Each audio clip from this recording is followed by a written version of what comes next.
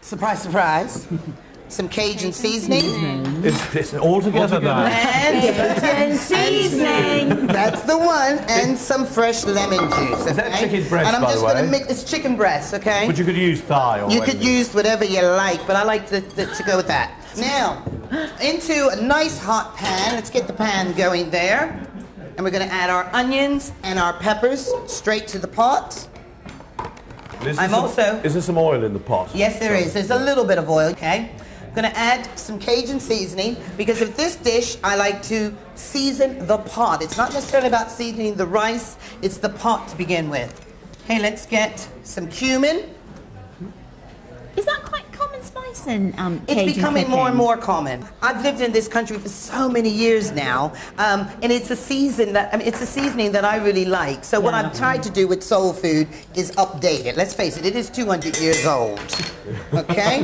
So we're also going to add some Scotch bonnet peppers, which are very hot but delicious. You give that a good stir, and once they start to melt and sizzle down a little bit, we're then going to add our rice, okay? So I've got American long grain rice, and I'm going to take my turmeric over with me. So, to the pot, we'll add the rice. Does jambalaya mean anything? Is it a kind of... Well, okay, I'm going to tell you the mess story something? behind it. You're not going to believe it, but I'm going to tell it anyway. The story goes, whoops, just a touch too much. It's going to be really yellow. Okay? So we're going to stir that up. Now, Di, I'm going to come back to you and tell you the story behind jambalaya, but I want to get this going into the pot. And then to that, we're now going to add the stock.